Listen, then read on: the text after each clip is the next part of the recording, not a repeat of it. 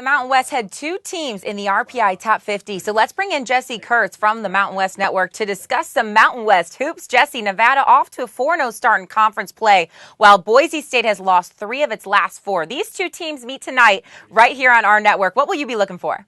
I'm looking for 3 of the top players in the Mountain West on the court at the same time. You got Anthony Drimmick and Derek Marks, 2 of the best players in the Mountain West for Boise State, 2 guys that are already over the 1,000-point plateau in their career. And then you got Deontay Burton, also preseason All-Mountain West, and has been the do-it-all guy for Nevada so far. He's the reigning Mountain West Player of the Year, went off for 29 points in a win over UNLV earlier this season that has helped them get to a 4-0 start in the Mountain West Conference. So you got 3 of the best players in the Mountain West in a big game right on your network. That's all you need to look for. Well, Jesse, let's talk San Diego State now. Only 1 loss on the Aztecs' resume to an undefeated Arizona team. Everyone knows about their senior guard, Xavier Thames. But what about their sophomore forward, Winston Shepard? How has he helped build the momentum of this Aztecs program? He's been a great compliment to Thames. Here's the guy that came in as the highest-rated recruit in San Diego State history. Maybe some unfair expectations were on him last year.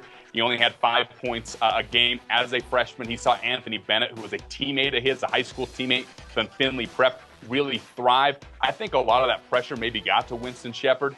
During the offseason, between his freshman and sophomore year, he made a commitment to get better as a player, not only physically, but mentally. Went to the LeBron James camp, went to the Kevin Durant camp, and all he's done this season is average 13 points and 4 rebounds per game. He's a matchup nightmare at 6'8". He's explosive to get by the big guys, and then his height certainly helps him against the smaller guys that match up against him. He has definitely been a key cog in San Diego State's wheel to get to the top 10 ranking for the first time here in a couple of years. Well, Jesse, as you mentioned, last season he only averaged 5.7 points per game. This season, as you mentioned, averaging just over 13 points per game. What a turnaround. Jesse Kurtz, thanks so much for the time.